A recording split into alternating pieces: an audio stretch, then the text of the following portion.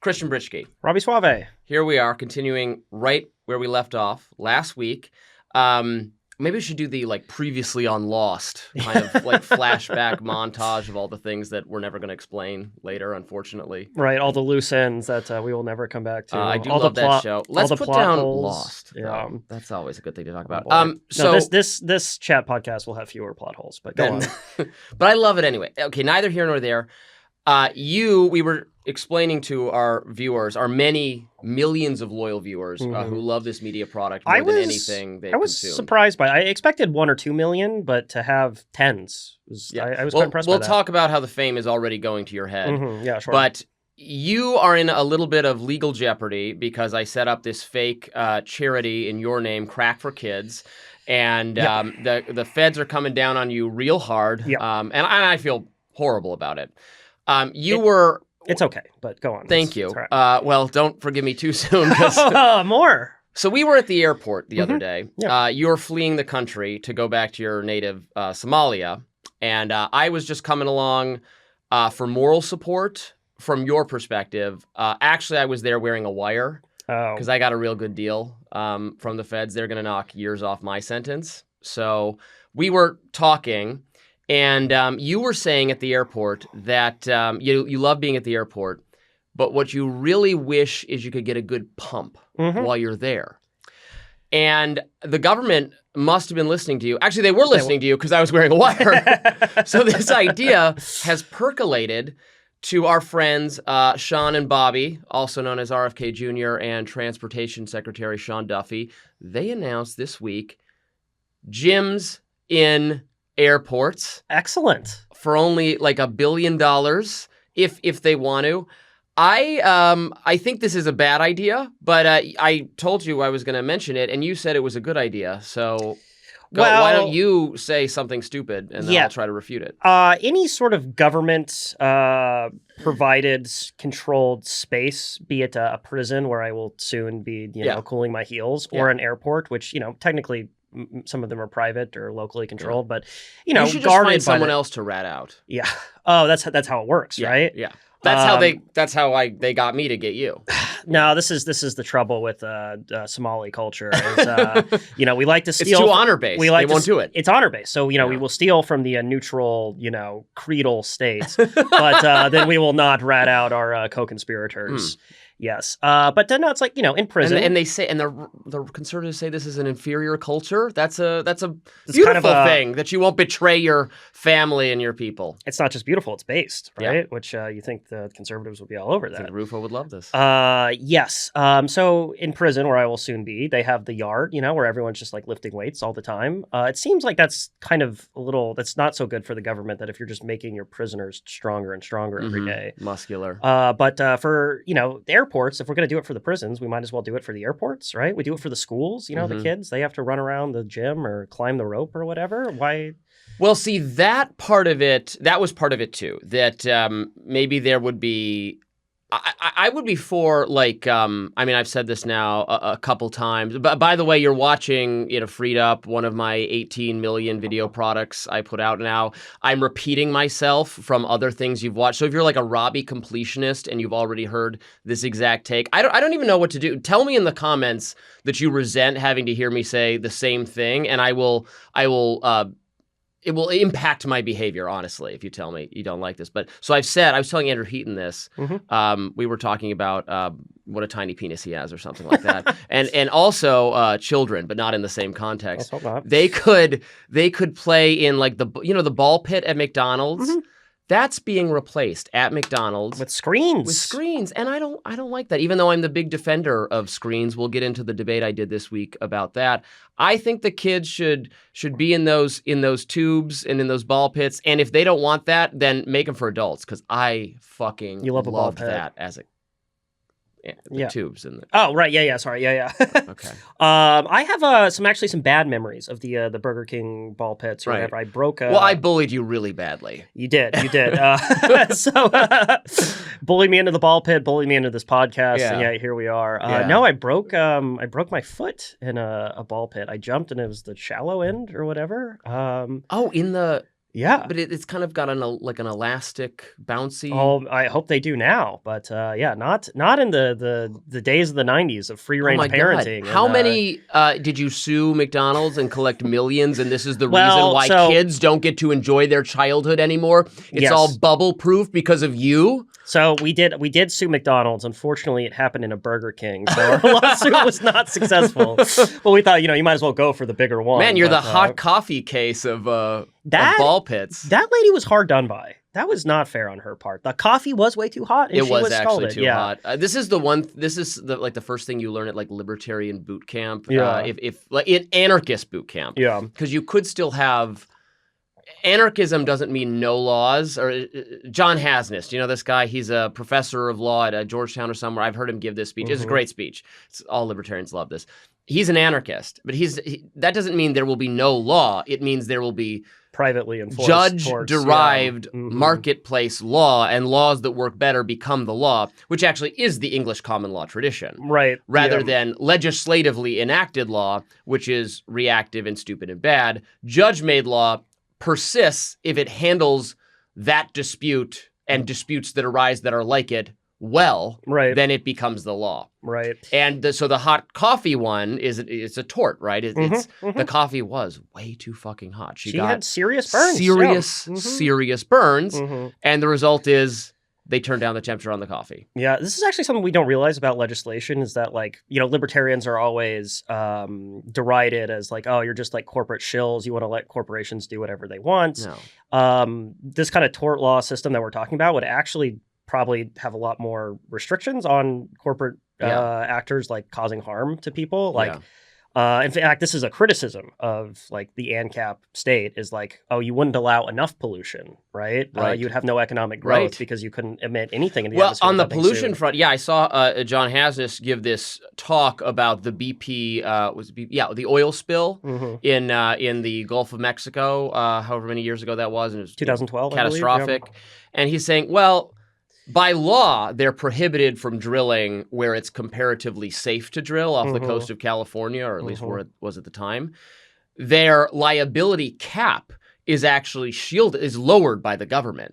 So they can only, even if they do catastrophic harm, they only have to pay this much. Yeah. So the government has made illegal the kind of drilling that's relatively safe and has lowered the risk threshold for the drilling that is actually very dangerous. Yeah. So this is not risk. like a market failure. This is precisely the opposite. Right. It's subsidizing risk. Yeah. The thing I write about a lot is, zoning regulations. And what a lot of people don't realize is like, well, the criticism of, if you get rid of zoning, then, people will just be able to put up a glue factory in the middle of a neighborhood, right? But like a lot of early zoning regulations were like, oh, people are suing through torts. They're suing the industrialists who have to like then move to the edge of town. And so early zoning regulations were about giving industrialists like a definitive right to pollute and, mess up the residential neighborhood next door. So yeah. So on to the back to the airports. The airports. We're not done with the airports yet. No, not at all. Not at all. Actually, firstly, something that you wore a wire. Fortunately, you have pre-checks. So you were able to get through they didn't notice TSA pretty easily. But that would be a great scene in a mob movie if like the rat is like following, the mark, and he's all wired up, and then they're going through TSA and they're like, whoa, wait a minute, you got something there. He's like, oh. No, I don't. You go on ahead. I'll meet you at the gate. But what are you doing, Joey? Yeah, you're Italian, so you can make those jokes. I can make those jokes. No Swiss mobsters to think. A lot of honor in our culture that it revolves around ratting, killing, each other out to the government. And family. Yeah, and family. I do wonder if like the requirement was in order to get on an airplane, you had to do one pull-up, right? How much of the American public would be excluded from the airways? Well, the pull-ups that Sean Duffy and RFK Jr. did, because they put up a little, this is like government propaganda. Ooh, applaud our government. These shows of strength. It's like it's getting Mussolini, pretty on the nose. Fashion, Hegseth's like this. And Hegseth is in good shape. Sean Duffy's in great shape. RFK Jr., his pull-ups were not as impressive as I think he thought they were. He's I'll leave it there. Hegseth as well. Actually, this is You thought so? This is the bullshit. Duffy's were fine. Yeah, I mean, so these guys are all fit, right? Yeah. But the pull-up challenge, what they do is complete bullshit because the Bobby and Pete challenge. That's Yeah, a it's lot. like- It's like a ton of pull-ups and a ton of Yes, and push-ups. I did do it. It hurts. yes, and also like you just are not going to be able to have good form and complete Right. the challenge. And also, it's a little unfair. I mean, it wears out. You shouldn't do that many of the same exercise. No, it no, just no. will wear Yeah, you yeah. out pointlessly. Yeah, it's not good. It's a ridiculous show of strength, but it's also not even really a show of strength. It's more of a show of like a particular type of endurance and athleticism. Because like if you're really strong, you're a big guy, right? So like you have a lot of weight to pull up and down, right? Right. So this is just, it's very performative. Yeah, you learn that. I used to watch a lot of Survivor. I don't watch it anyway. I stopped watching it probably like 5 or 10 seasons ago. Mm-hmm. But the physical endurance challenges. It's not necessarily the biggest, strongest person who wins the hanging from a thing. No, some of those real scrawny, like the scrawny girls who weigh by then, after they've been starving themselves even more than usual because they don't have any food to eat on the show. If it's much harder to keep 50 pounds on that pole than some big muscly guy. The big muscly guys die on the show because the calories they need to sustain their bodies you don't have access to. It's like a scrawnier. I mean, it's still, you want the core strength. You want like a kind of CrossFit strength, like a cardio strength. The cardio fit nerd type person is the yeah, you want MVP a swimmer's body or a soccer player's body, sure. right? But like if you're a I do like muscular those guy, body types. Yeah. Oh boy. Yeah. All right. Well, we're getting in good shape because you're going to prison. Yeah. I So don't know I'll if have I'm nothing going to else to prison. do. But I want to know how like the yard time works in prison, right? Because I wouldn't mind cooling my heels and lock up if like you could just work out all the time. But I assume there's some sort of like gang control of the bench press. Like already in the gym, it's a delicate dance of, It seems like it matters how, and my knowledge of what life is like on the inside is basically from the television show Orange is the New Black. Oh, so that's maybe not prison. So but I gather that the difference between a more lower security prison and a more rigorous, where they send really bad. I think the type of prison, the level of confinement matters for how many like white nationalist gangs there are, and if there's a lot of them, it's really, really bad and scary. And if it's not like that, it can be as tolerable as prison could conceivably be. Just asking for a friend. Like if you commit, welfare fraud against, the government of Minnesota, which prison do you think you might end up going to? I don't think you can join the white nationalist gang because you've been presented to be as Somali. So again, oopsies. Right. Sorry. Even the Swiss, they wouldn't have us. Yeah. But, is there a Swiss? Are there Swiss supremacists? Well, there's anti-Swiss supremacists, right? Because Britschgi ends in a vowel, and so therefore we aren't included in the kind of like white hierarchy, right? West, what is it? North of the Danube, west of the Rhine. That's where the white supremacists. I don't even know where those rivers are. Yeah, well, that's right. You're not the geography guy. You're the geography guy. Yeah. Well, it is. I think I was actually saying this last week. Again, our viewers of our television show, Freed Up. Which, do we have they might put a title card on? We made one, I think. Cue the title card. Title card now. It might have happened. I have no idea. Freed Up, it's our podcast. We're doing it every week. It's taking the world by storm. It's the next biggest thing. Move aside, Joe Rogan, and Theo Von, a sliced bread, Swiss cheese. I know that's a special thing to your people. It's the cheese with the holes in it. Yeah. The holes in it. I was saying. Speaking of holes, we'll get to Lost later, but yeah. That hurts. That hurts. I really like that show. It does have some holes. No, we were talking about white supremacy. Who counts as white is just a little. White is such a you're white. Your people were white, but the Irish, the Italians, the Greek, the North, like the French. These are cultures of great distinction, and it just gets condensed to white by stupid woke liberals. Yeah, it's like you're at a Sherwin-Williams or whatever, right? It's this eggshell white, Navajo white. And it's just all white. Yeah, they're just saying it's more complicated than that. Yeah, but the last thing I want to say in the airports. So why I was talking about the kids is that I think it would be fine if they had little ball pits to tire themselves out before they got on the flight. Yeah. I think that would be fine. They don't let them drink at the airport bar yet, which of course we would allow as libertarians. For sure. But, yeah. So on the policy of this, there's no reason whatsoever that this needs to be. No. They're going to fund the creation of these recreational areas with $1 billion grant from the federal government. Which is Why absurd. Yeah. This is another case of government giving with one hand and taking with another, because already governments, airports, they fund themselves through this thing called passenger facility charges, right? Which you pay every time you buy a ticket and go through an airport. And the federal government caps how much they're allowed to charge what these passengers. Yeah. And so airports they would all be ball pits, but for these caps on passenger facility charges. But the federal government caps those, and then it says, oh, we're going to take money not from the passengers, from the general public, and pay for these instead. So that I'm not a big fan of. The other thing that really pissed me off about this is the same day that RFK is saying, it wasn't just the ball pits and the pull-up bars, it was, we're going to get better, more nutritious food into the airports, right?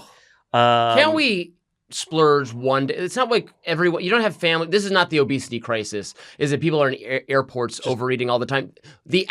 Most people are not in the airport like multiple times a week, right? No, they go to the they're airport not once a year. Right, yeah. So the idea that that's the problem, like the problem is what? There's too much readily available, fast food or convenience or snacks in supermarket. It's not that the airport. Right? Yeah. No, absolutely. RFK Stupid. just seems to assume that everyone else spends all their time flying around as well. Right. But no, the thing that irritated me was, he's a big anti-seed oils guy, right? Whatever you think about that, that's his perspective on healthy food, is it should have less seed oils. And the same day that they're announcing this like healthy food and airport initiative, the other, the ag department is announcing a $12 billion bailout for the growers of canola and rapeseed and sunflower and all these things. Rapeseed? Yeah, that's what it's called. Vegetable oil or canola oil is the Rapeseed. rebranding. Yeah. This was back in the day when they named this crop. But so we're bailing out the people. Due process. Yeah. Alleged rapeseed. Yeah, there we go. That's much better. So yeah, the government is, this is the government's MO for decades, is we will, on the one hand, hector you about your diet and try to tax your sodas, and at the same time subsidize the things that go into the sodas. And so it's like, pick one, Yeah. Or pick neither. Pick neither. Just leave us alone. Yeah. Yeah. I like to enjoy a nice cocktail at the airport. It's nice that you could, it could be 3 a.m. Oh, well, I'll have a cocktail. And it doesn't mean I'm an alcoholic. It just means I'm at the airport. So thanks for trying to ruin that too. Yeah. It's like airport beer. Yeah, that's one. An airport beer. An airport beer. Reagan's a great airport. The airport we have here. It's the best airport in the country, in my opinion. You think so? The Detroit airport. I'm from Detroit. Detroit has a very nice airport. Really great airport. So Reagan, it got remodeled. The new term, it's got redone 20 years ago or something. So Reagan is not. We also were allowed to just say lies on this podcast. I have no idea whether that's true.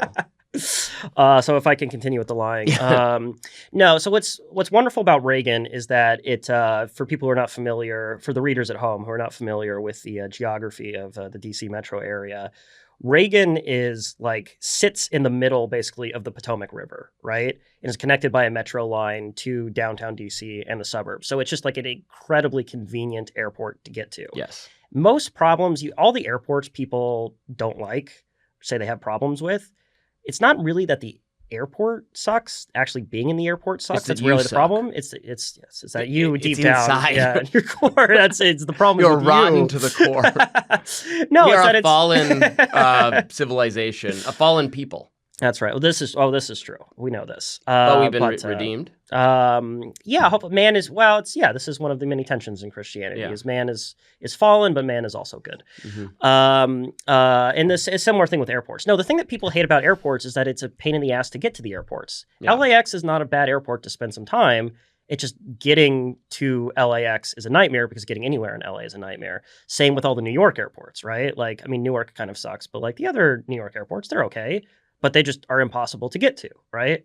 Reagan is very easy to get to. Every city should have an airport right in the middle of the downtown, and that's what we have here. Very easy to get to for me, because I live nearby. All right, let's move on to something else. Next on here for me was labor theory of value groceries. What was that about? Oh, yes. So there was a report in the New York Times. They worked with this really hackish left-wing group called More Perfect Union. Yeah. And they sent in a bunch of Instacart people into the same grocery store at the same time, and they noticed that the platform was experimenting with different charges for the things that their kind of straw buyers were purchasing, right? And they were arguing, here's big tech coming in and manipulating prices to they're charging you different prices for the exact same good, right? And this is like the woman who's promoting the article, I think she's maybe with More Perfect Union, or I can't remember if she was maybe the Times reporter. I apologize for getting her role wrong.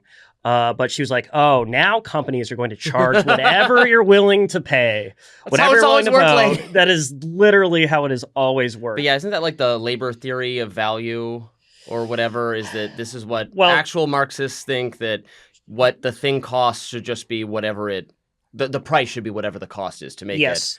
So, yeah, the woman was asserting that's how it used to work, that companies would charge based on what it costs for them to produce. It's never how it's worked. It's just how they thought it worked before smarter people discovered the Austrians, that it was not correct. So, so labor theory of value, to refresh the readers at home, is this idea that the price of something is ultimately what it takes the laborer, the cost of what it takes the laborer to produce, right?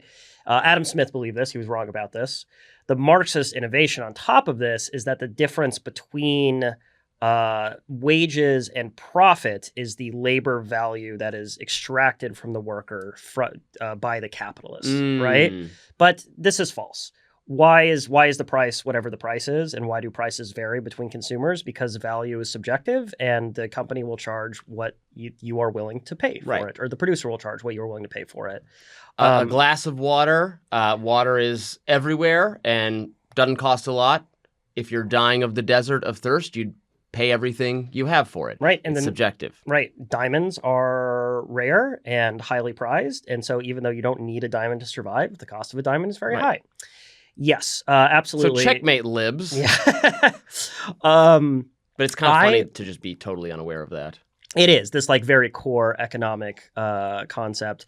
Although economic illiteracy runs across the entire political spectrum, because I too was actually wrong about this when I tweeted about it, and our good friend Jacob Rich pointed out my error. So I expressed, I said, because Instagram or Instacart's, big data, corporations getting a lot of data to know what is your willingness to pay. And so right now they have to charge, a single price because, some consumers might pay a lot more for this, some might pay a lot less. There's some equilibrium price that they're going to charge. And I tweeted and I said, I would be absolutely fucked if Safeway knew how much I would pay for a fried egg. I love a fried egg. I love, buying some cheap eggs at the grocery store, frying a couple in a pan. It's my consumer surplus. The difference between the price I would have paid and the price I do pay is through the fucking roof when it comes to a fried egg. And if Instacart knows exactly how much I'd pay for those eggs, they could charge me a much higher price.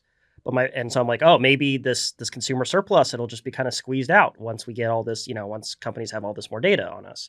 And my friend Jacob pointed out, he's like, no, that's false, because I wouldn't pay hardly anything for a fried egg. And so I would pay a low price and then I would sell it to you for a low price. It's like, oh, that's right, because your desire to hold on to the egg is very low. And so we would we would not see consumer surplus bled out of the economy through the innovation. Would it all balance out that I would then get a discount on some things where, like, if they were using tech to figure out what I'd be willing to pay for it? Well, then that would be right now it's just arriving at some equilibrium, but with more sophistication, it's going to charge you more for the fried egg, but it'll actually charge me less for the fried egg because I don't give a shit about the fried egg. And we'd all have things like that where there'd be something it would, charge me more and you less. And so that would also be customization that would be good. And I mean, you see that price discrimination is the official term, but and we see this with like airline tickets is a great example, right? Like, the airlines, because they have extreme amounts of data about their customers and the prices or whatever, if they see that you're, booking a business class one-way ticket to London, a few days before, they know you're traveling on the company card and that they can charge you a lot of money for that price, right? But then they also know that if they drop the ticket price to $60 to fly to Vegas on a 3-day weekend, they're going to get a lot more customers flying, than they would if they hadn't dropped the price. And so that mitigates as well, right? So these back two to airports things, again. Back to airports. It always comes back Just to the airport. go be the general manager of the airport and optimize it for us. Actually, there have been good. Wasn't the initial idea of bumping your flight or paying people to bump their flight? Wasn't that a Julian Simon innovation or was something? it? I think I didn't it know. was. Mhm. Again, we're happy to say things that aren't true. This is kind of merging into another thing I wanted to talk about, the tech stuff, tech lefty stuff. Yes, well, I learned recently that big tech is bad from a Did you very vote robust... against me? No, Fuck you. course, I'll kill you. Of course not. I'll Of course kill not. you. No, I'll kill you. I agreed with you at the beginning, and I agreed with you at the end. Well, that doesn't help me. You were yeah. supposed to say you disagreed with it. Yeah, so we did this great debate. Well, you didn't do anything. You sat in the audience and I filled some seats. You're filled welcome. some seats. Thank you. Thank you. You brought a friend. Thank I did. you. I brought a That was friend. great. We did a debate, me and Elizabeth Nolan Brown of Reason versus Ryan Grimm and Emily Jashinsky of Breaking Points. That are former hosts involved in Rising, which is a show I also do. So I've known them for a while. They're great people. Ryan and I have mixed it up in the past on various things. The topic was big tech does more harm than good, which I have to say is, I think, a pretty unfavorable argument to try to make for our side. I had to prove that it does more good than harm was like putting a kind of burden on us. But we wanted to be really fair to the opposition and make it a really challenging for ourselves, and it was, and in fact, we lost. So and how these debates work is you poll the audience ahead of time, and then whichever side gains more. And in fact, there was a large undecided contingent. And they moved more to the so breaking point we side. both gained. We Yeah. didn't like our position didn't have less support at the end of the debate, but their position had gained more support than ours had. Yeah, Oxford style voting is what they described. So I feel like we actually really won because we proved how stupid voting is, right? Yes. And voting is bad. Yes. Well, right. You just say one bad thing that tech does, and everyone's like, oh, how harmful. I was trying to get people to consider that big tech, as currently construed, this handful of very powerful companies that, yes, are capable of doing a lot of harm, deliver value and good and human improvement that we take for granted. But it is easy, I think, to take for granted the improvements in our lives, the good things going absolutely. on, and just, be obsessed over, oh my God, can you believe that, one person, somebody died because, or some pet got, this is a real thing that happens in California, right? A pet got run over by a driverless car. We need to regulate these driverless cars. We need to stop them. Okay, but thousands of lives were saved by having driverless car, or will be saved. That was my closing argument. Yeah. 50,000 car deaths a year. Driverless cars by orders of magnitude are safer. That would be a tremendous good for society to improve that. And you can't just say, but on the other hand, oh yeah, but it killed a pet. Not that was their argument, but do you see what I'm saying philosophically? Yeah, absolutely, absolutely. The benefits are vastly outweigh the harms, and we as humans were primed to take all the benefits we receive in life from the glorious engine of capitalism for granted, or and for then, our Holy Father, from our Holy Father. Absolutely, yeah. Gratitude is a virtue that needs to be cultivated, there we right? Go. And then to focus obsessively on the costs, and that's why I think people, you love using Google Maps and Uber and all these other things that you mentioned in your remarks. But like everyone else, you're also irritated with how much time you spend scrolling Instagram Reels or whatever. And so you think about all the time you waste scrolling Instagram Reels, and you don't think about all the many benefits big tech is also providing you. And in fact, I think all the time I spent wasting time just staring at the wall of the metro, having nothing to do, and now I could stare at or watching Gunsmoke reruns or whatever else, right? Yeah. Now I feel like the opposition actually kind of like proved this point subtly. Emily Jashinsky, she had so part of the debate is you go up there, you have a prop to make your point. And she went up there with a Polaroid camera and a smartphone, and she took a picture of the audience, and she's like, hey, if, I regret this picture and I don't want to remember this evening, I can, she cuts it up with some scissors, and she's like, I can just get rid of the picture. If I take a picture with my phone and then I smashed it with a hammer, well, I don't know where that data is going, and what? The government can easily and they're suggesting somehow. that that's always nefarious. They're suggesting that it's always nefarious, but what I noticed is that she did not pull out a hammer and smash up her phone, so she's worried about government surveillance of her data, but also is not willing to give up the smartphone because clearly it provides her more benefits. Right. If I'd had time to respond to that, I would have said, I've actually done this recently. I think of like relatives I've had that are no longer with us, that have passed away, like, in the aughts or in the 90s. I had my grandmother, my dad's mom. My grandfather passed before I was born. The rest of my grandparents, great grandparents lived long time. I had like tons of grandparents, tons of great grandparents, tons of interactions with them. But my dad's dad died before I was born. More than 4. More than 4. So many. No, I think so. 3 and 3. Yeah. Yeah. Okay. Yeah. That's how that works. My grandmother got remarried, and so then I had like an extended family that I would like cousins and aunts and uncles and those people. And there were a couple aunts and uncles and him who passed away. Like when I was between the ages of like 10 and 15 or maybe younger. And I kind of vaguely remember what they look like. If I Google them, I can't find pictures of them because there's before Facebook. So it's literally, it does what that picture is ripped up. And I think that's a slight loss. That's what I would, it helps to be able to see people and talk about, that's who that person was to people in your life. And, we forget how brittle and easy to lose physical media is, right? Like, there's certain things I don't like about using Spotify for all my music, but it's also amazing at the same time. Where it's like I used to be a big torrenter, right? Yeah. And so I had a hard drive, just full of heavy metal, that I downloaded over the years, right? And that was great. But then one day I dropped the hard drive and it's all gone, right? And you lost a lot of pornography that way. I lost a lot of heavy metals. I mean, the hard drive. Botanical porn. Yeah, that's where it went. Yeah. Okay, so. Well, and on that topic, but that is not all. Porn, it does annoy me when you pay for streaming services, you pay for Netflix, you pay for HBO Max, you pay for whatever, you pay for Disney Plus, I pay for all these things.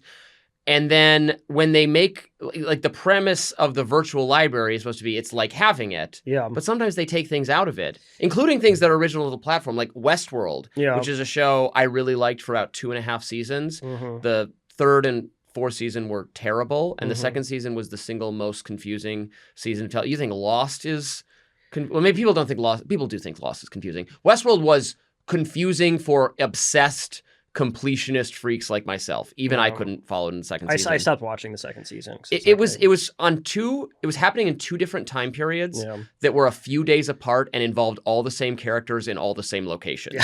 So there was no visual cue for whether this was Bernard of now or Bernard of 3.5 days from now. Right. There was just no way to determine. Right. Big problem. But I thought it was a great show. I liked a lot of the episodes in the 2nd season. There's one that is very actually people who are Lost fans like myself have said, was this inspired by Lost? Where he's in the Hatch style containment, and it's the old guy who's the major investor, and he's died of some disease, and they're trying to bring him back in almost a Dune, Duncan, Idaho, Gola sense, where they bring him back with the memories, but he goes wrong every time. There's a great episode about the Native American. Anyway, neither here nor there. That show is no longer on. It's an HBO original show that you can't watch unless you bought the DVD for it because they took it off HBO. And that feels like they cheated me of something here. Yeah, sure, absolutely. I mean, this is the trade-off of streaming is you have, in theory, a lot more access but less ownership, right? And so, you lose things, but at the same time, you don't have to worry about your DVD getting scratched or losing. That's true. You did lose things like that way. Video games, I remember overplaying. Yeah. That worked though. They told you not to blow on it, but it fucking worked every time. But you'd wear those things out and then you couldn't, especially the disc. I liked the Nintendo systems. The old ones had the cartridges, which were more durable than those discs that were PlayStation used, but the disc won out because they were cheaper. Everything is trade-offs. Everything is trade-offs. Okay, so let's keep talking about this debate though. Because I thought I appreciated your opponents making kind of the libertarian argument. They knew their audience. They knew their audience, and their argument was effectively that big tech enables all sorts of government abuses, right? That you have big tech hoovers up all this data and then they willingly share it with the government, which enables government surveillance. Ryan Grimm talked a lot about the Israeli government using technological surveillance to kill a bunch of people in Gaza or whatever else. Which they have done, and it is terrible. Yes, yeah, of course. I mean, I thought that was a good point. I don't think it was a good point against big tech. I think it was a good point against the Israeli government who's deciding to do these things, right?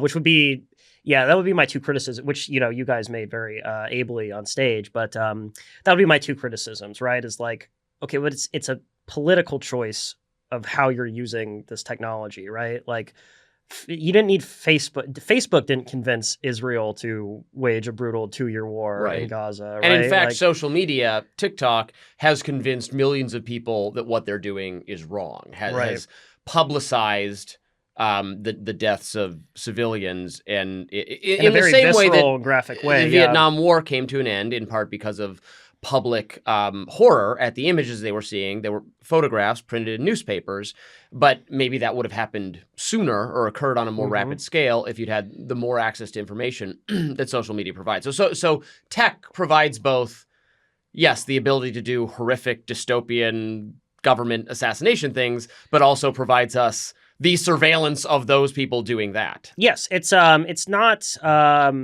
There's a yin and a yang, right? An ebb and a flow between whether technology is enabling the state to do oppression or it's enabling people to fight the state, right? Right. You guys talked a little bit about the Arab Spring up there. It's like the Arab Spring would not have happened had you not had social media and people's ability to organize and overthrow, old tech, dictatorships that had been in place for decades, right? I mean, dictatorships have gotten... It is true that I think in our lifetime, a couple authoritarian governments, in particular China and Russia, which have gotten more authoritarian over the course of our adult lives, and our authoritarian governments have gotten, how should I say this, like more efficient at staying in power, and technology is a part of that, right? You used to have, well, in the Soviet Union is a history of people backstabbing each other and being ousted from power, and the authoritarianism is not stable. Right. Was not stable in that iteration. It has gotten somewhat more stable. Yeah, sure. And that's a bad thing. But, new technologies will arise that will then undermine the state's advantage, right? Because you don't need the technology to do, especially for just atrocities and murder. That's pretty old school tech. Well, and frankly, and I didn't want to say this on stage because it comes across as a little heartless, but the precise targeting of specific people that the technology allows, which is still, again, bad. I would vote to take this power away from the government. I would vote to constrain it. Still kills fewer, like, innocent people. When they drop the drone and blow up everybody in the building, awful. They blow up people they shouldn't have blown up. Yeah, they cause damage to innocent people. But when they send in an army to do that, they kill everyone. Yeah. Everyone dies. When armies come in, the scale and an army, it can be an army with spiked sticks. You don't need technology to have a trial. I put on here, I thought our list of things to talk about was a little light. So at one point I just wrote 30 Years War, which someone in our office who will rename nameless, Jack Nicastro, says, is that when the British and the French fight each other? No, that's the 100 Years War. What are they teaching you boys in schools these days?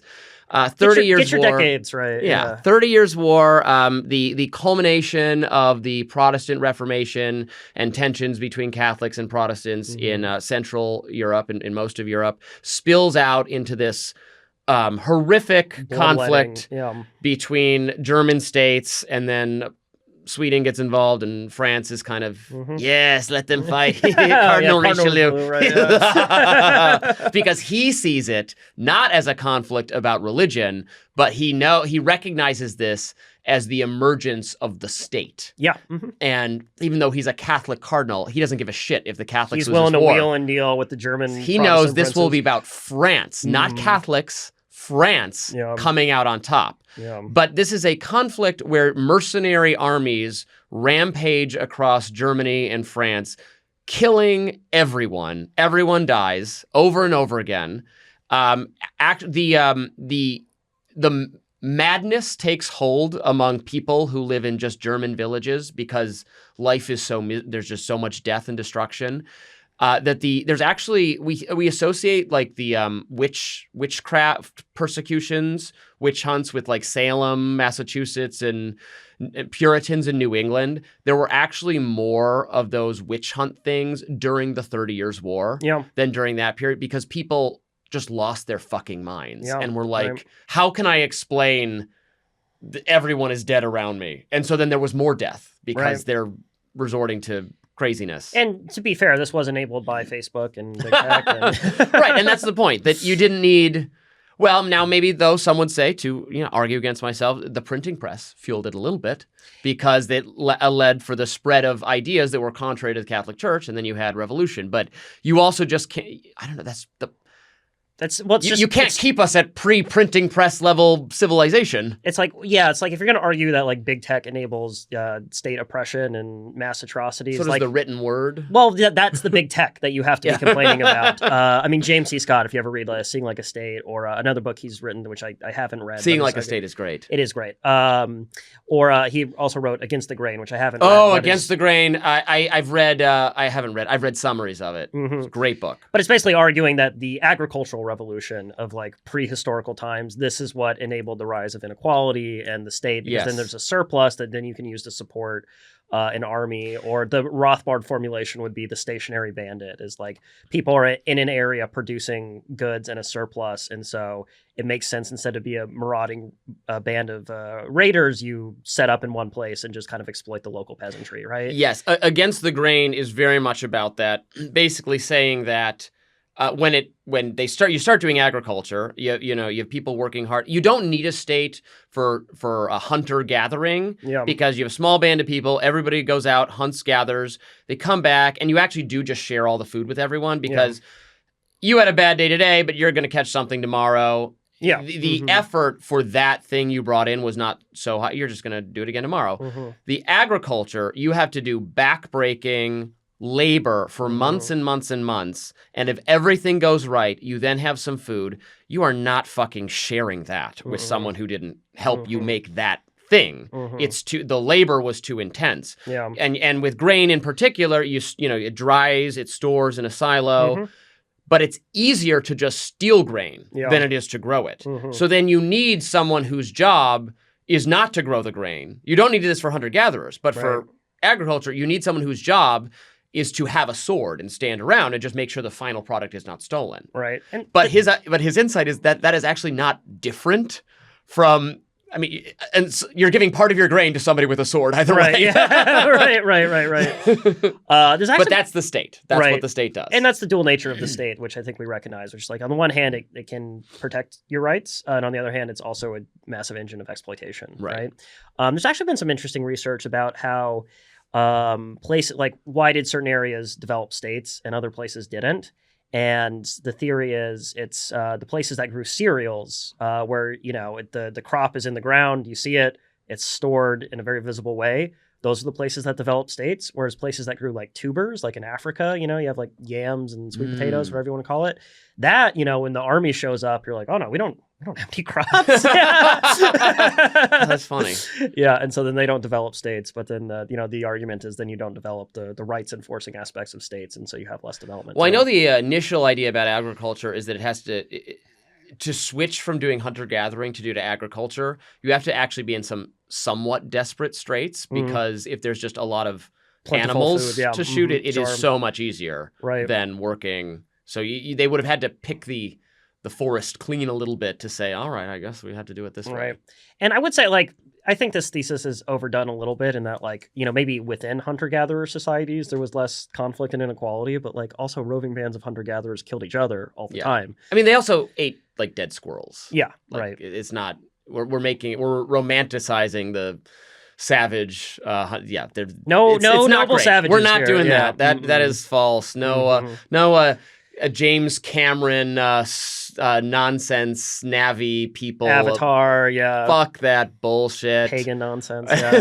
I love how offensive Avatar is for literally any perspective you could have. It's just virulently anti-consumerist and anti-capitalist, which is super irritating. But at the same time, it's if you're a lefty, you should also hate this because it's just peak white savior mode. Literally the protagonist inhabits the body of the native, right? And then becomes their like savior or leader, right? Well, he just decided that he would just make Dances with Wolves again. Yeah. Is the Dances with Wolves, Pocahontas, Fern Gully, and that movie have the exact same plot. There's the Reason review of this from back in the day. I can't remember who wrote it. It was either just Loader? Kurt Loader? No, I don't think it was Kurt Loader actually. I think it might have been Jesse Walker, but Okay.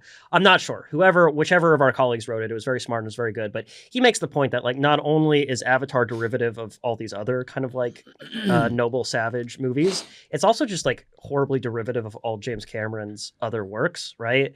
Like the Marines and Avatar are just the Marines from Alien. The scientists are just the scientists from The Abyss, right?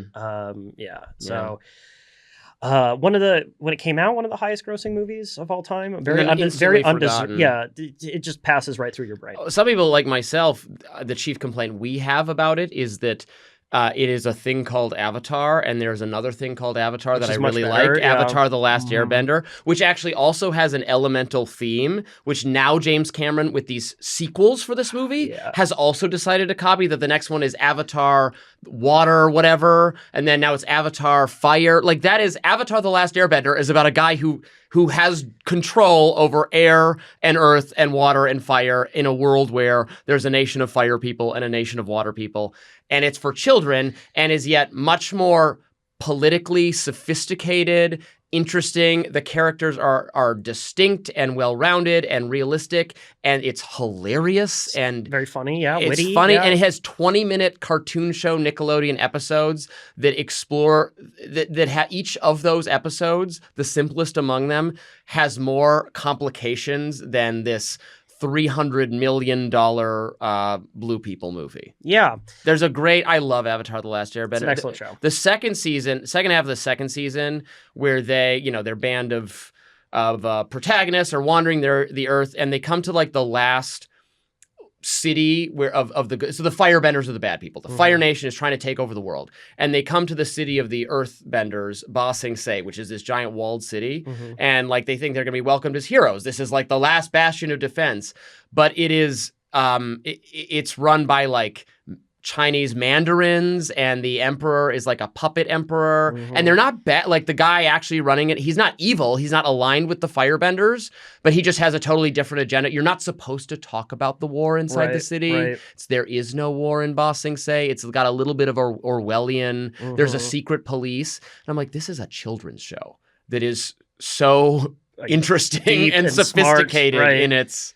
Whereas this like multi-billion-dollar Hollywood blockbuster is just so like, one note. The Native Americans are the good guys and capitalism is bad. I mean, obviously, I think Avatar had an anti-industrial kind of point to it as well, because the Firebenders, they're kind of like the Japanese industrious colonialists. ones. Yeah, they're the industrial. They have all these, horrifying looking machines and stuff. Although they've got inventors on their side. That's true. It's not completely anti-technology. Sokka's industrious himself. Actually, I would say, if I were to make an argument that it has some pro-market or pro-libertarian values, Uncle Iroh, who's the uncle of the antagonist. He moves from antagonist to good guy when he sees the reality of the Fire Nation's evil.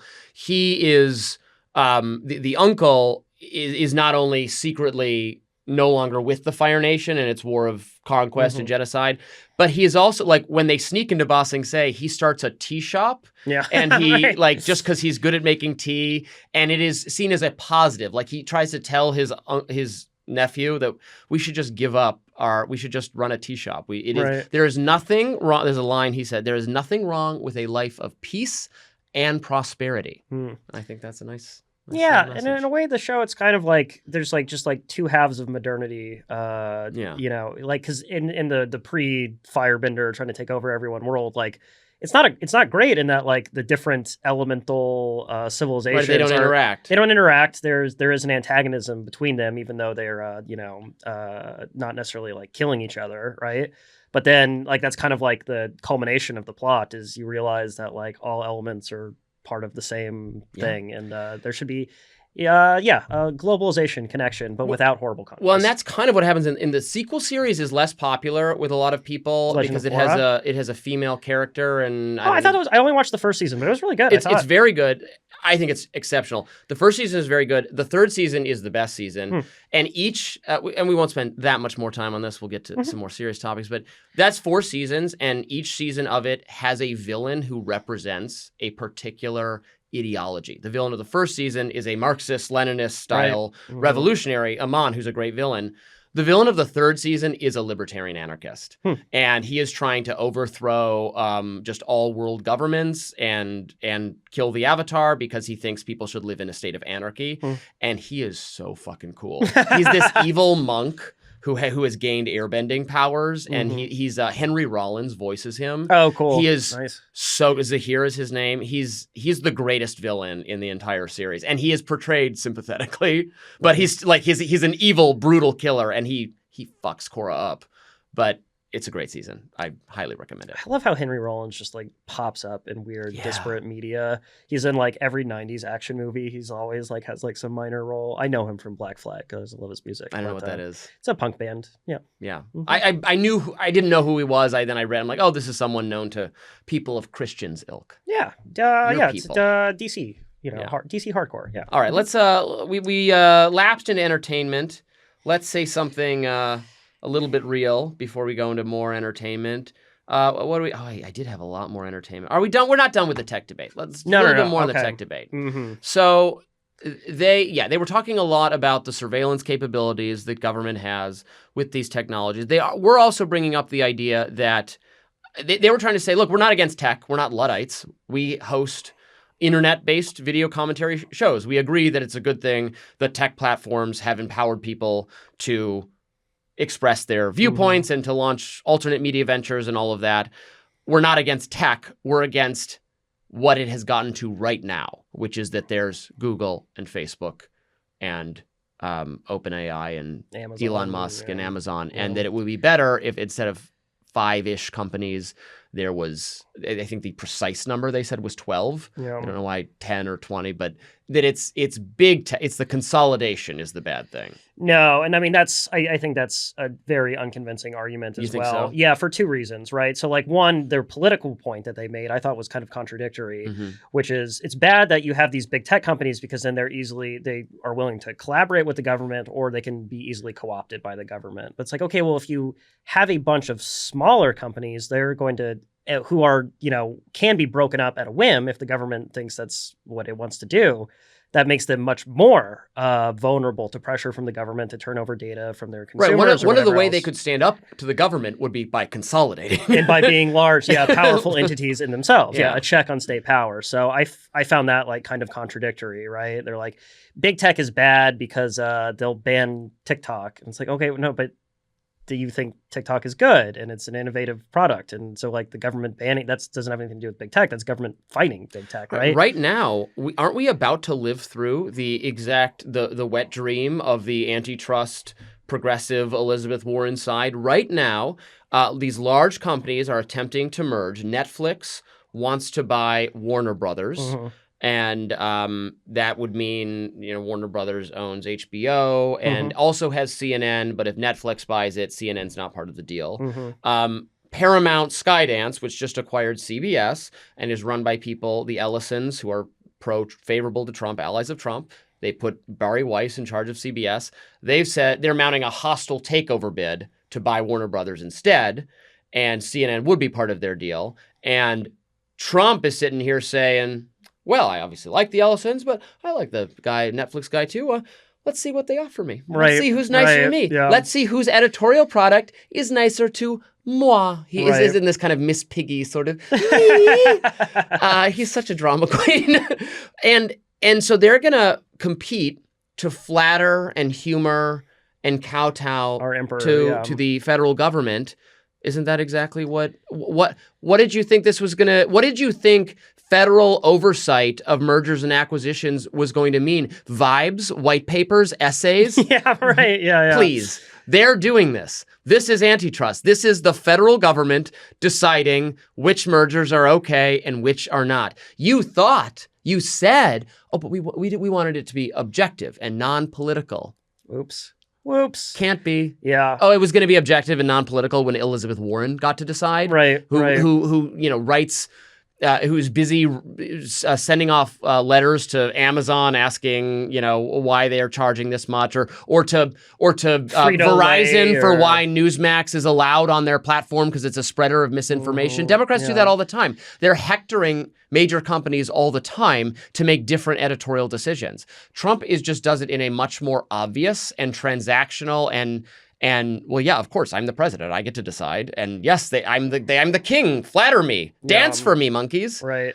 Yeah, And if you're appalled by that, then you should be against the government having this power. I don't know how else to get around that. No, we'll just have someone different in charge. Well, it'll be the same thing, just from a different... Yeah, what you're saying is you just want the politicians to be more effective at lying to you about their publicly spirited motivations. This is... I mean, it's bad, but there is a silver lining to Trump's just like very open, corruption and transactionalism is he will just say like, whoever bribes me more gets what they want. And whoever doesn't bribe me does not get what they want. And it's like, this is how government works. He just tweeted it out. Yeah, he just tweeted it out. I mean, the problem is like, obviously, it's not great. And no one takes the lesson from this, which is like, oh, we should just have the president have less power generally, or the federal government have less power generally. They're just like, oh, we want the nicer Democrats to come in who will lie to us about how we're trying to do something good for the consumer or whatever. Yeah. Right. If the people want the companies broken up, let's say they want Facebook. Here's a easy example. Facebook is Meta is Facebook and Instagram and WhatsApp. And they're saying, oh, well, that should be 3 different companies. Okay. What if Elon Musk makes up with Trump and calls him up and says, hey, I hate Mark Zuckerberg. He's my major competitor. Can you split his company into 3? It would be the same. They would get the same result. Why not 4? Yeah, right. I mean, they would be against that, I assume, because it's done for the wrong motivations. But the result is the same thing at the end.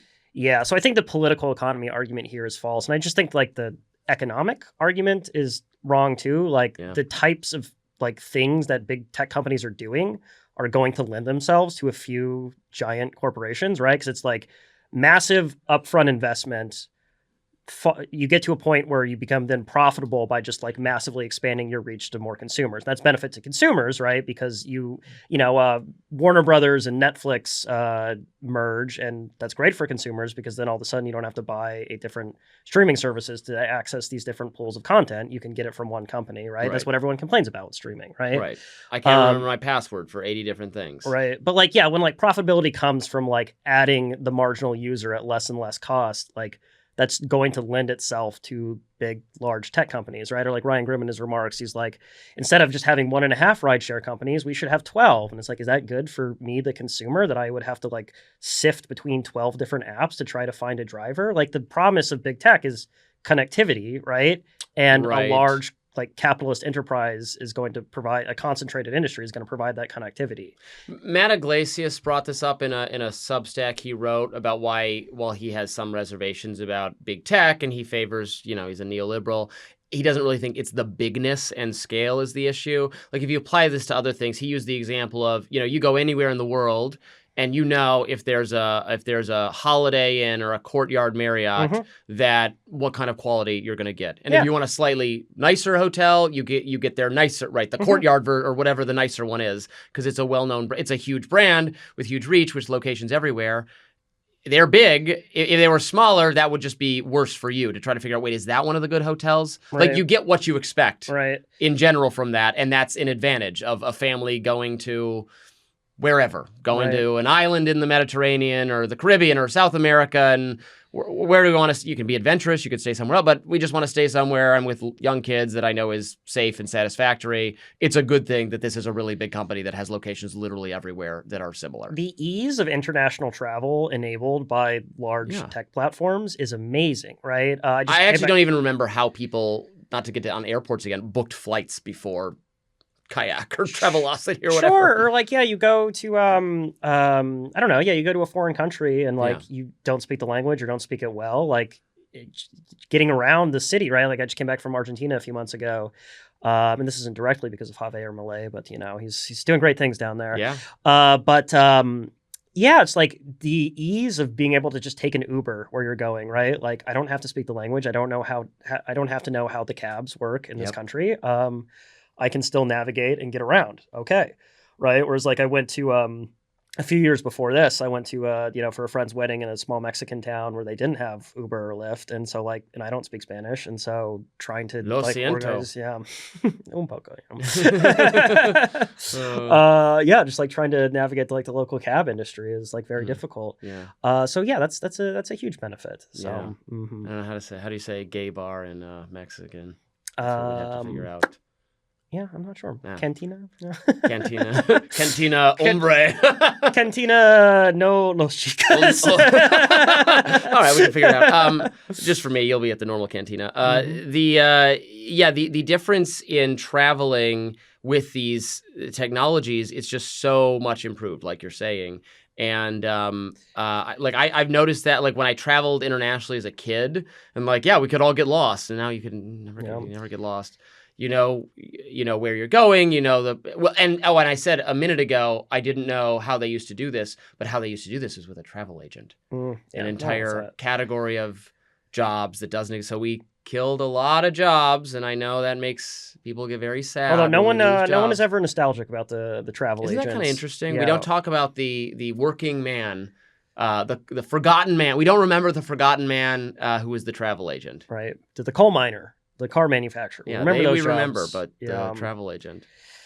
So yeah, I mean, it's funny. We were talking about James C. Scott, like he, while making this like very perceptive argument about how like all this like rationalization of society makes it easier for the state to manipulate society, or at least makes it easier for them to imagine that they can manipulate society. He's kind of a Luddite in this respect, where he's against he doesn't like maps, right? Yeah. Because it's like, oh, it used to be you'd had to have this like really ingrained local knowledge to like navigate the like knotted bowels of the alleyways of your old medieval city, and now there's First Street and Second Street and Third Street. And it's like that makes the city much more legible to you, an outsider who shows up, and you're like, oh, I can navigate the grid. Whereas before, you would have shown up and like had there would be no map. You had no idea where you were going. People like the adventure. They like the personality of it. They like that a little bit. They like little bit, but you don't really want that. You don't really want that. I mean, I don't like how, in terms of how the governments misuse this technology, I do think it sucks that China's authoritarianism, for instance, affects our entertainment products. That because these businesses want to be in the Chinese market and the Chinese government is authoritarian, there's no more. I remember there was a season of 24 where the Chinese were the bad guys. That doesn't happen anymore. And you have to make a very brave and deliberate choice and stance that I applaud creatively, artistically, if you do that. I think the new, what's the flying planes movie that everybody loves? They just came out with a sequel this year, the Tom Cruise one, that one. I think it has a Top Gun, has a anti-China part in it, and they just said, fuck it, we're doing it. And I think that's great. And I don't like that we feel pressure, our companies feel pressure to do that. But would them being less big or less centralized change that in any way? Probably not. No, I mean, I guess this is just a product of like, you want to sell, like authoritarian governments exist, and you're going to want to sell movies to And I don't want customers. them to exist. No, of course not. Yeah, Right. But again, it's like it's back to like different societies have different political arrangements, and globalization maybe exposes you to some of those worse elements, but I don't know exactly what is to be done about that. I mean, it's just like California is big enough to set their own car regulations, which then car manufacturers who aren't located in California still have to maybe if they want to sell cars in a giant California market, they have to comply with clean air or whatever the state passes, right?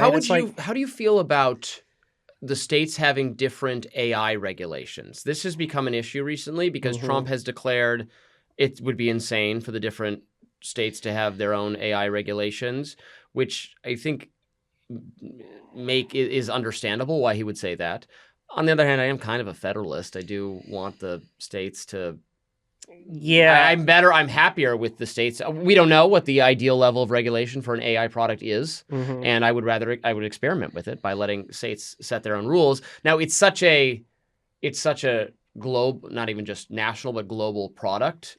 that maybe it's unreasonable to expect a company to design a product that has to operate very differently in California and Texas if it's this product versus, I don't know.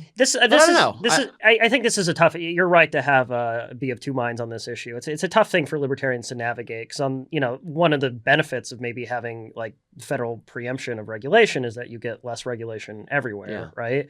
But on the flip side, maybe the federal regulation is more restrictive, and then also, you miss some of that experimentation where you do want regulation. This is what people talk about with the dormant commerce clause, right? So it's like the Constitution says that the federal government shall regulate interstate commerce, right? And what's the dormant part of that? That the states will not regulate interstate commerce, right? So it's like, how much is Colorado or California or wherever passing a AI regulation? How much is that them regulating interstate commerce versus them just setting up rules within their own borders? In AI, there's a good case that that's them regulating interstate commerce and they shouldn't be allowed to do it. But it's a tough question. And obviously, and there's one state where most of the AI regulation, where most of the AI innovation is being done, where the regulation matters, which is California. So, right.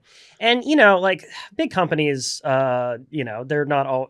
Oftentimes, they're not pushing a libertarian agenda; they're pushing their own agenda. They're pushing regulation on their competitors, right? Exactly. And so, they'll always say, "Oh, we can't have a patchwork of regulations." Like, well, in some ways, the Constitution you can. In some ways, the Constitution kind of demands you have a patchwork of regulation. So these are difficult questions. It has to come down to the specifics, and I'm not super wonky on the AI stuff. So I am glad when I do like when our politicians, even like JD Vance, yells at Europe, the UK, and Brussels. Those Brussels bureaucrats, sprouts, who boss around social media companies. Oh, we are here, the French. You cannot have this speech here. No, don't you dare tell our American government and then beg for our defense money. Oh yeah, you want us to protect you. You want us to be the champions of NATO, and you dare fine Elon Musk for letting crazy people be on Twitter. How dare you? It's a real toxic relationship we have with these Euros. I know. They want everything from us. Yeah, we give and give and give, and what do we receive in return? We're gonna do eventually if it keeps coming to this.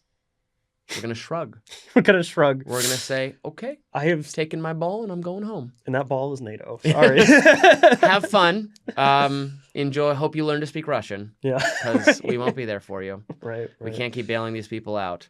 All right, that's a lot of real stuff. We could hit one of these entertainment topics again. There Will Be Blood. You wanted to return to that? Oh yeah. Speaking of how capitalism is good, yes. We got some reader feedback. Because I mentioned briefly in our last episode that There Will Be Blood is kind of like a crypto pro-capitalist movie, which is maybe surprising because it's kind of presented as a very Daniel Plainview, the protagonist, is not a good guy.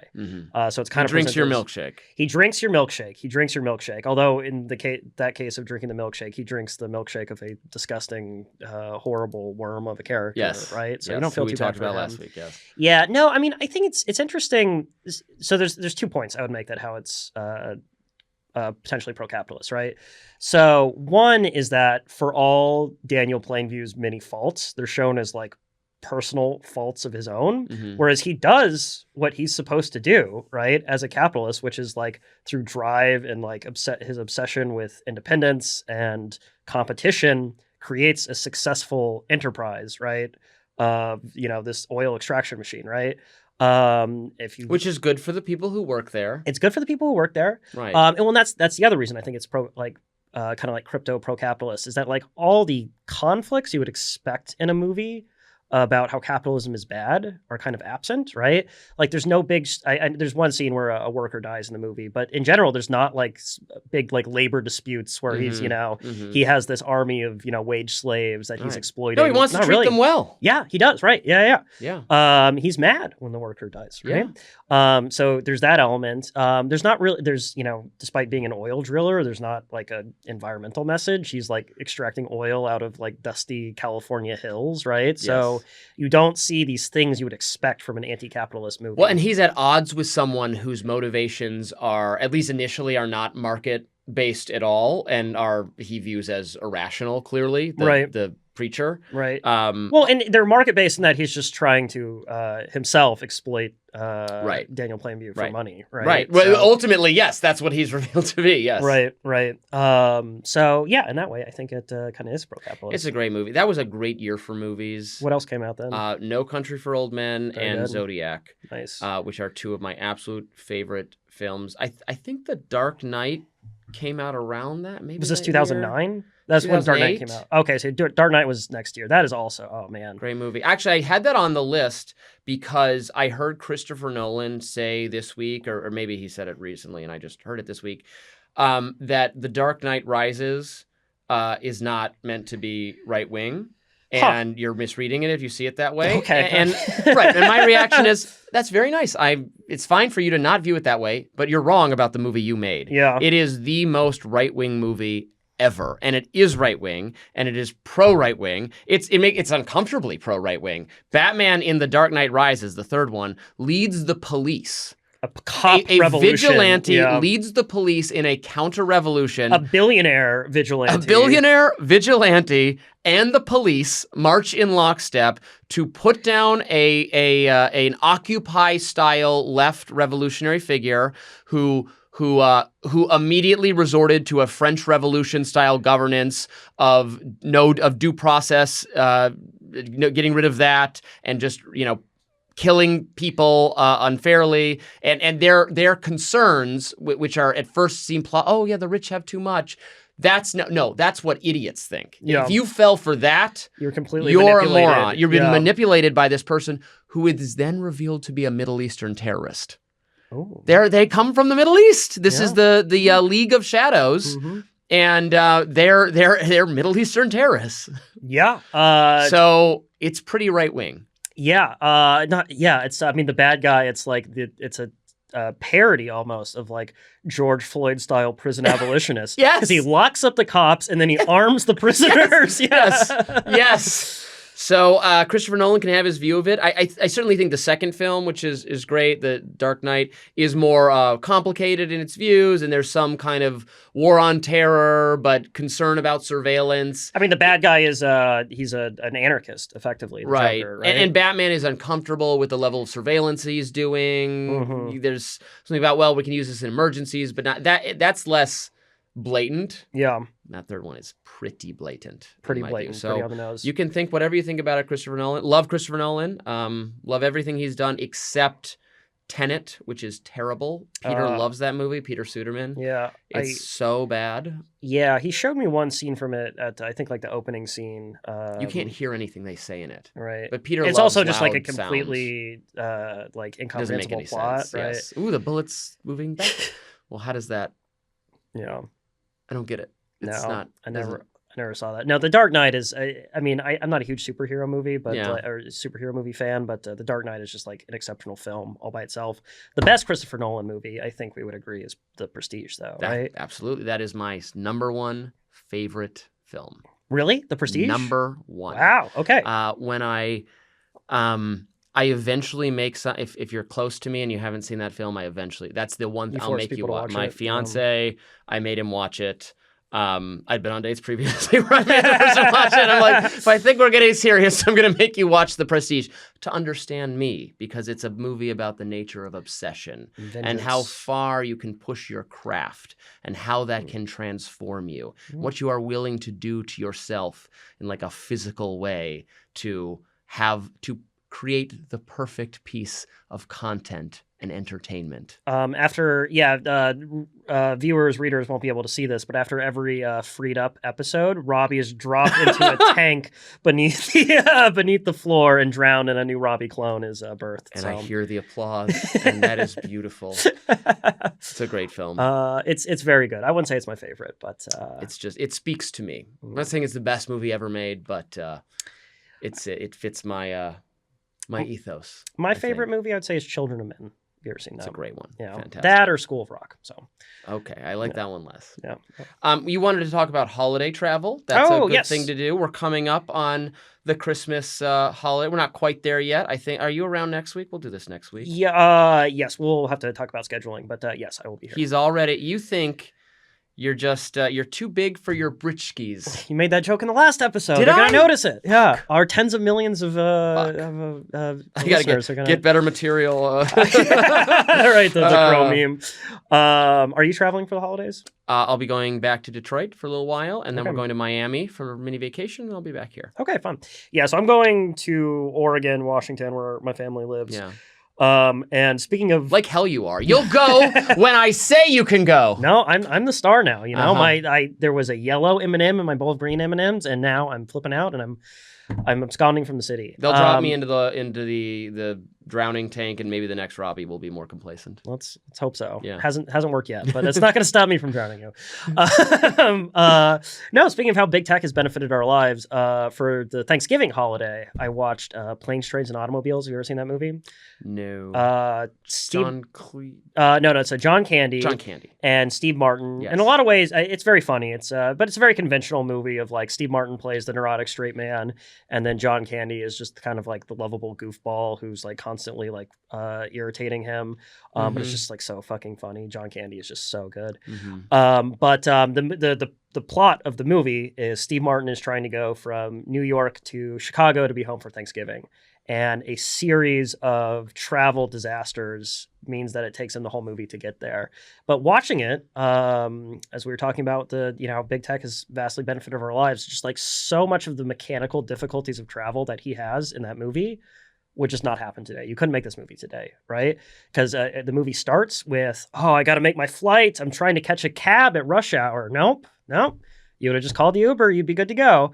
The weather delays his flight into Chicago, which that could still happen, right? But then he's not able to get another flight. Everything's booked, weeks in advance. No, they would have had. There's more competition. There's more low cost carriers. Like you would have been able to get a flight. His wife's always wondering where he is because he can't, of course, just call her whenever he needs to, right? Yeah. There's no cell phones, nothing like that. Oh, you think that's an advantage that now the ball and chain can track you down at every moment, huh? In the movie, it's presented as loving, although you can obviously imagine the surveillance of your significant other knowing where you are. They have trouble constantly paying for things because they get their cash stolen, and of course, very few places take credit cards, right? So there's just like all these elements of like this would never happen today. The quintessential Christmas people in wrong place movie, Home Alone and Home Alone 2. That couldn't happen either. Every parent knows maybe too much exactly where their child is at all times. Can you imagine accidentally boarding the wrong plane? That's something you really can't do anymore. They'll gun you down if you try to set foot on the wrong plane. Like, where are you going, Osama? Osama bin one-way ticket to TSA confinement. I guess if Home Alone happened today, what would happen is they would recognize pretty quickly that they had left him back home because he would have called in the them first on one he doesn't. They just leave him behind. Right, he would have called them on his little kid's cell phone, and on their way back to the house, CPS would already be there, ready to arrest and imprison the parents for letting their 10-year-old out of their sight for all of 5 minutes. Yeah, and then it would have been a great Reason article. That would have been a great reason. Lenore Skenazy would have written amusing holiday mix-up lands loving parents under investigation. I would have written the headline because I used to write. I've handed this duty off, but I used to edit and write Lenore's headlines.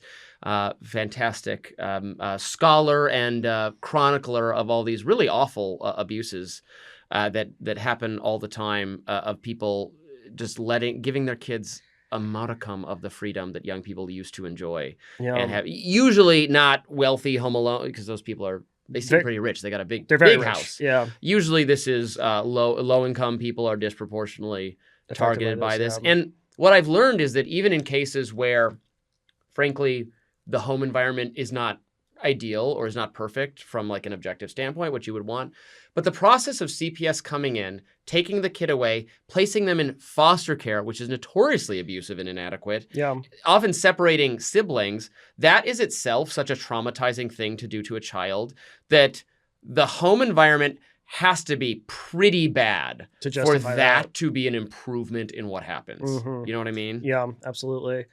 Yeah, I mean, just another great contradiction of the state, right? Is we're going to intervene for your own benefit and make your life so much worse as a Right. result. We're going to kidnap you, put you in unfamiliar circumstances, estrange you from your family, maybe from your siblings, and you're welcome. Yeah, Jonah Goldberg has this irritating line where he's like, "I'm a libertarian, but for foreign policy and the children." And I always like to say, "I'd be a conservative, but for foreign policy and the children." That's for damn sure. The other irritating thing about child services is that, and that actually will bring us to a topic we need to cover before we wrap today. Mm-hmm. The other irritating thing about them is that it is not standard what the Child Protective Services Agency is called in every state. I know this is someone who is trying to format Lenore's articles for our site, that whether it's Child Services, Department of Child Services, Department of Families and Children, Children and Families Department is different in every single state. Oh, so you would rather some federal preemption here? There's a patchwork of I child think I'm coming agencies. around to where Trump is, that it should just some standardizing of the name. Kid department, yeah. Kid department. Mm-hmm. Cash for kids. Cash for kids. Remember that? Mm-hmm. That's what I'm trying not to. I forgot we're being my lawyer advises me to say I do not remember Cash for Kids. I'm glad you got a good lawyer, at least. You're talking about the Cash for Kids scandal, not the. Oh no, I was talking about. Right. I was substituted. What is yours? Was Crack for Kids. Crack for Kids. Christians. What is the fake fraudulent charity? It was Crack for Kids. Cash for Kids was that judge, right? Who got was pardoned by Biden. Yeah. Yeah. His sentence was commuted by Biden. Didn't even realize he'd done it. No. So that starts to get into that. Okay, how unaware of everything happening was he? Completely. He was totally. It's a Theoden under Saruman's spell. Grima worm. Another pardon, my lord. Right, that's what it was. Yeah, it's totally what it was. No, but for viewers who are maybe unfamiliar with the Cash for Kids scandal, this was a judge in Pennsylvania who was taking bribes from the prison company to sentence juveniles to prison. And was convicted of this. Horrible. The children, obviously, some of them went on to commit suicide because of the horrendous treatment they had in prison. And then he was convicted. And then because he met the criteria of the ACLU list provided to Biden of a elderly, nonviolent criminal, he got a commutation from Biden. And so now is out, which is. I'm not a big lock 'em up guy. No, but that was you should probably. And some people will say that's the problem with capitalism, is that the private prison has an incentive to bribe people, and I'll say no, that's the problem with government, that these people are corrupt cretins who should be themselves. Judge thyself. Yeah, no, this is definitely an argument no one wants to hear, but private prisons often have much better conditions than the state-run prisons. Yeah, in Florida. The private prisons are required by their contracts with the state to provide air conditioning. The publicly run prisons are not. So, And Florida gets kind of hot. Mm-hmm. Speaking of standardizing the names of departments, Marco Rubio, the Secretary of State, I don't know how many pull-ups he can do, but he recently announced we are return to the past in terms of the font that they use on their letters. Calibri, which is woke for cuck, baby, lib, whatever. It's feminine. It's gay. It's gone. No more Calibri. Back to Times New Roman. Hell yeah. Return to Times New Roman. So what is do you have strong opinions about fonts? Because I do. Mm-hmm. Yeah, I'm weird about this. When I write articles for the website in my Word document, I use Calibri. When I'm writing fiction, I use Times New Roman because I want a little more texture and a little more realness when I imagining. Fascinating. Yeah. I went looking for a new font to use for the fiction I'm working on, and I found one in Google Docs. I don't know which ones are exactly if it's in Google Docs, if it's in Microsoft Word. A great little font called Spectral that I'm really enjoying. We're having fun. We'll see where it goes. I don't know. It's getting kind of serious. Yeah, the font, your font relationship. But a lot of people were like, "Oh, this is stupid. What a waste of time that they're spending any time on this." And honestly, that's the correct reaction. And they're right to feel that way. And what else am I supposed to say about it? But, a little elegance in our Greco-Roman founding of our ideas is, I don't know does Times New Roman neoclassical? It's neoclassical. I guess if you squint at it, it looks kind of neoclassical. I guess. Maybe. Yeah, I don't know. Maybe. Yeah, that's great. Yeah, sure. Yeah, let's all the courthouses. Our buildings are the good ones, not the brutalist hellscape that is DC, but the nice-looking monuments, and they have pillars. It's Greco-Roman. It's good. So we should have Times New Roman. Yes, in the brutalism, Calibri is the brutalism of fonts. It is. We should overthrow it for a much more earthy. Remember the forgotten font. This is going to motivate a lot of voters to come back to the fold, I think. Yeah, well, they're filling out their mail-in ballots for, hundreds of legal immigrants. They should be using Times New Roman. I've said this.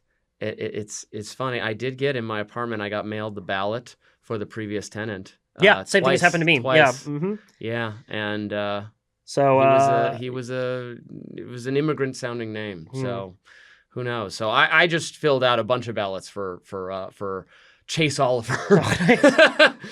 So the spike in Chase Oliver voters in the DC area. It's funny, like the number of votes the Libertarian Party got. It's in DC. It's at a number of which I probably know most of the people who cast that ballot. Well, he wasn't even on the ballot. Right? Oh, you got to write his name in. It was like a very small number of votes, and I know every single one of those people. Yeah, because you had to literally write his name in.